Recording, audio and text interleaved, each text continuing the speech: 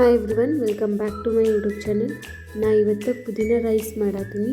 ಅದಕ್ಕೆ ಶುಂಠಿ ಬೆಳ್ಳುಳ್ಳಿ, ಹಸಿಮೆಣ್ಸಿನ್ಕಾಯಿ, ಉದ್ದಗೆ ಕಟ್ ಮಾಡ್ಕೊಂಡಿರುವಂಥ ಈರುಳ್ಳಿ, ಕೊತ್ತಂಬರಿ, ಕರಿಬೇವು, ಗೋಡಂಬಿ, 2 ಒಣ ಮೆಣಸಿನ್ಕಾಯಿ, ಲವಂಗ, ಮೆಣಸು, ಪುದೀನ ತೊಗೊಂಡಿನಿ.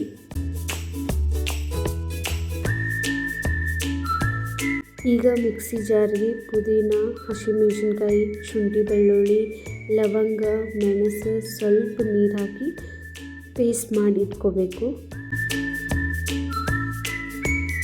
ಈಗ ಒಂದು ಬಾಣಲಿ ಒಳಗೆ ಎಣ್ಣೆ, ತುಪ್ಪ ಹಾಕಿ ಸ್ವಲ್ಪ ಅದು ಬಿಸಿ ಆಗೋವರೆಗೂ ಬಿಡಬೇಕು.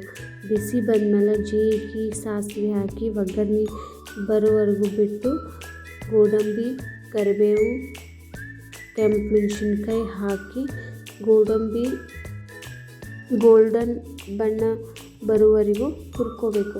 ಅದಾದಮೇಲೆ ಈರುಳ್ಳಿ ಹಾಕಿ ಈರುಳ್ಳಿ ಸ್ವಲ್ಪ ಬೆಂದ ಮೇಲೆ ಪುದೀನ ಪೇಸ್ಟ್ ಮಾಡಿ ಇಟ್ಕೊಂಡಿದ್ವಿಲ್ಲ ಅದು ಹಾಕಿ ಸ್ವಲ್ಪ ನೀರು ಆಮೇಲೆ ಉಪ್ಪು ಹಾಕಿಬಿಟ್ಟು ಚೆನ್ನಾಗಿ ಸ್ವಲ್ಪದು ಬೇಯಿಸಬೇಕು.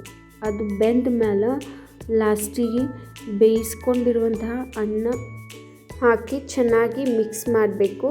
ಮಿಕ್ಸ್ ಮಾಡಿ ಲಾಸ್ಟಿಗೆ ಸ್ವಲ್ಪ ಕೊತ್ತಂಬರಿ ಹಾಕಿದರೆ ಪುದೀನ ರೈಸ್ ರೆಡಿ.